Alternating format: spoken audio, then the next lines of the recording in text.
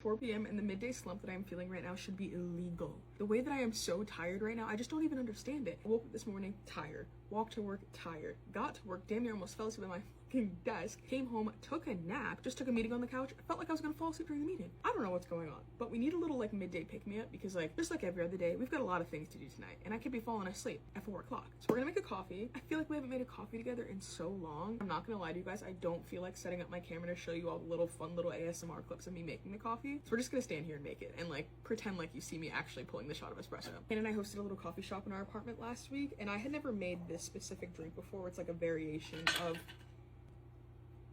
of my brown sugar shaken espresso. Today we're gonna do a brown sugar pumpkin shaken espresso. I personally think that a drink tastes better when you make it in a fun little glass, so I'm gonna use my Bando cocktail shaker for our espresso in. A little bit of the homemade pumpkin syrup. You can always add more later. I am notorious for just like dumping way too much because the syrup is not super thick, so it comes out very quickly. Then because I'm using the pumpkin syrup, I'm just gonna add a tiny little bit of brown sugar. Nothing too crazy. We could always add more. Bust the lid on.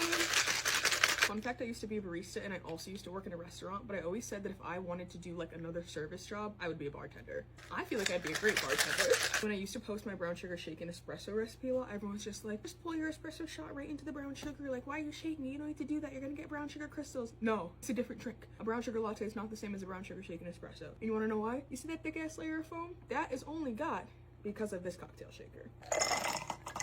Stunning. I'm a gal that likes a lot of ice in her coffee. Maybe not that much. Gotta save some room for the milk. I'm going with our Oatly. Can I make it? Can I make it? There's no way I'm gonna fit a straw in there.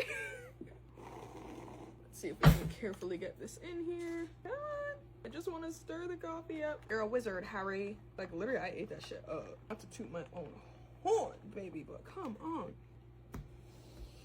A pumpkin brown sugar shaken espresso is the coffee of the fall. And if you make your own pumpkin syrup, it's genuinely so easy. Oh my god. I never used to be a pumpkin spice fan. I'm not gonna lie, I was never a big PSL gal until I started making my own coffees at home and making my own syrup. I just don't think I like a Starbucks, like a Dunkin' PSL. I love a coffee shop PSL. Like a homemade, local, indie coffee shop PSL. They know what's up. But yeah, here's my little midday pick-me-up. Hopefully I don't enter into the midday slump because the way I was sitting on the couch during that meeting and being like, oh, you could fall asleep with your camera on right now. Like, unwell. I hope you guys have the most amazing Thursday. Hannah and I are going to a super fun event tonight. We're going to see Beetlejuice at the Science Museum. I'm so excited for that. Which is why I made this, because I can't fall asleep during the movie. Because I'll give you guys a secret, I am notorious for falling asleep during a movie. Not a movie at home, but a movie in a movie theater. Like, I've got embarrassing stories for that. I'll hold that for another video. But I hope you guys have the most amazing Thursday night, and I'll see you later. Bye, guys!